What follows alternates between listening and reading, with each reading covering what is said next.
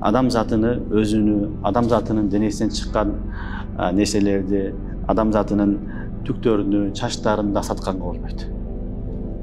Хадисте пайгамбарыбыз саллаллаху алейхи ва саллям бирөөнүн чачын алып, экинчи аялга улаган аялдарга каргыш баддуа кылган.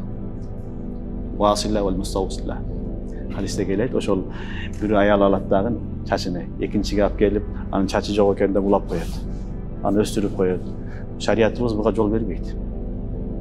Бул харам нерсе. Себеби адам баласы товар катары колдонбойт.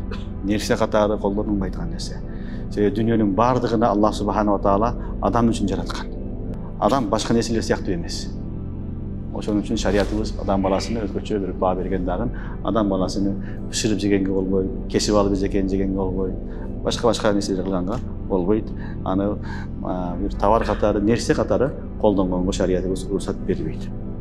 Адам дегенибизде бул мутлак, жалпы адам баласы.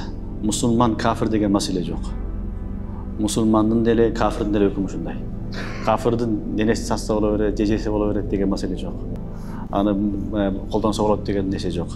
Кафирдин чачы болсо дагы колдонгонго болбойт. Кафирдин тырнагы болсо дагы колдонгонго болбойт. Кафирдин минези болсо аны ажзасыны, мүчөлөрүнү колдонгонго болбойт. Кафир менен мусулман бирдей, себеби бул жерде адам затына берилген бул урмат.